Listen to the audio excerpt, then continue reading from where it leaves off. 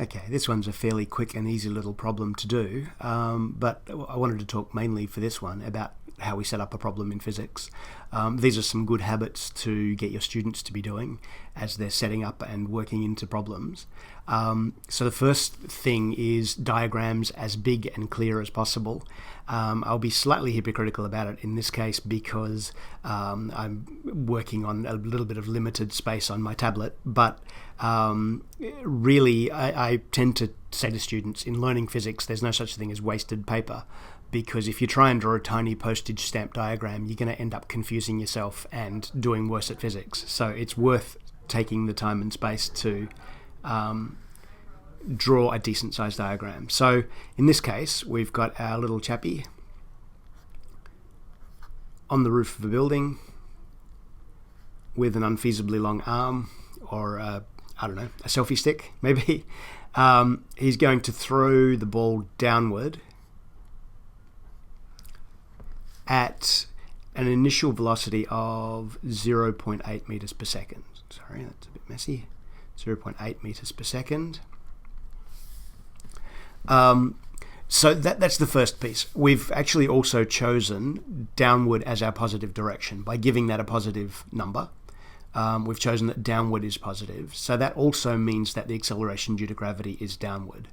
And we've also been told that it's going to take so the first piece is draw the diagram, make it clear, make it obvious what's going on. The second bit is to summarize what we know and what we want to know. So we know that u, the initial velocity, is 0.8 meters per second.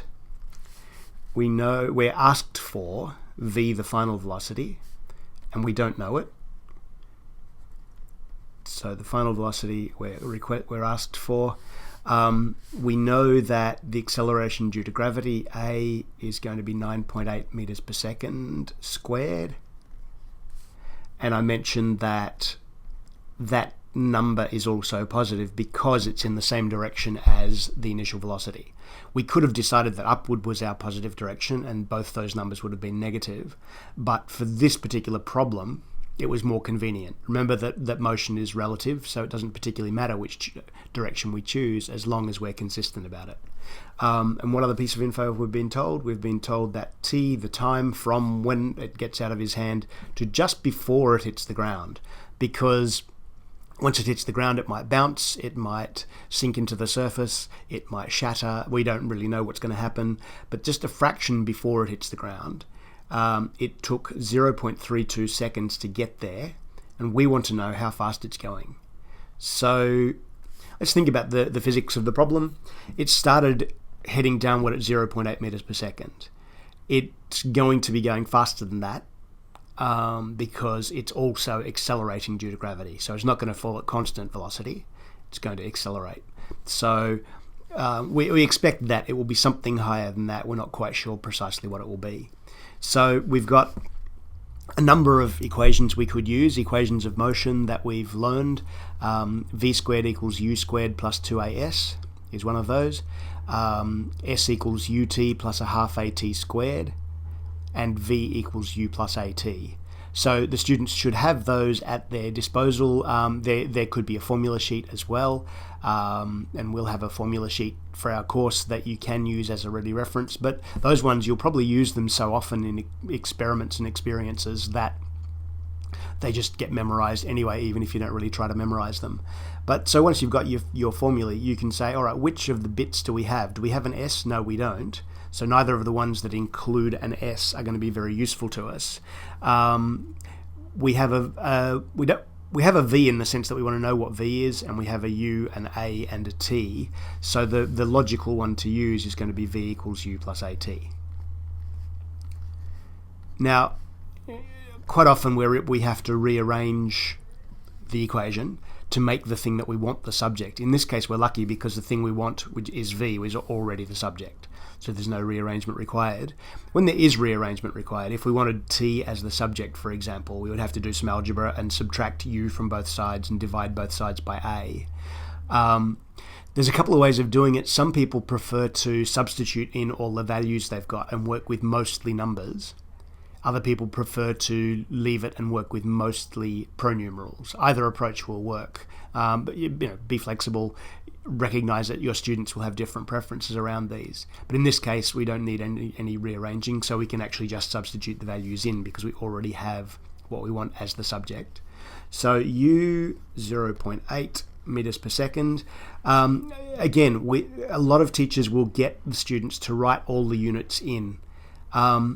There are some benefits in that, which is that the students understand units, they memorize the units, they know the units well, they know how they cancel and so on. So maybe we'll do it this time.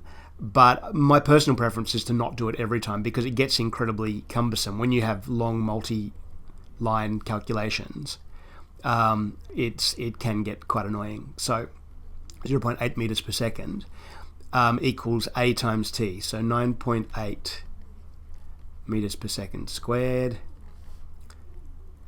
times 0.0, sorry, the machine's trying to help me, 0.32 second.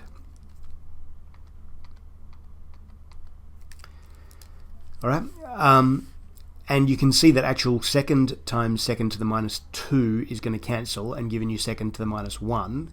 So the units are consistent. This is meters per second. This overall becomes meters per second as well.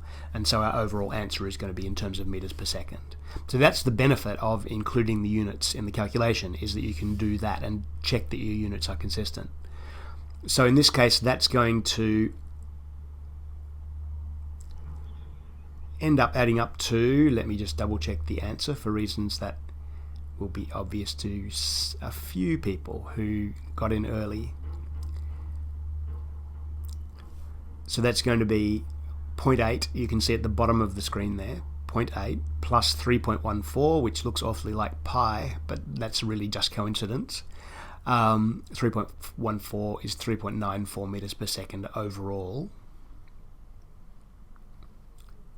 Right, so is going to be 0.8 meters per second plus 3.14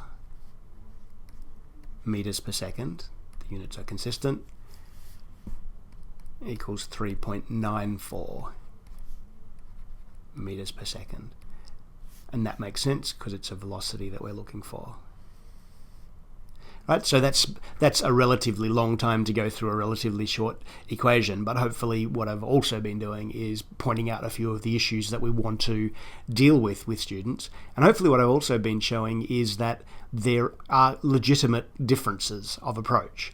There's not a one true way to correctly do it, but there are things that tend to be very helpful and things that you might use sometimes and not other times and so on. So I hope that's a helpful example.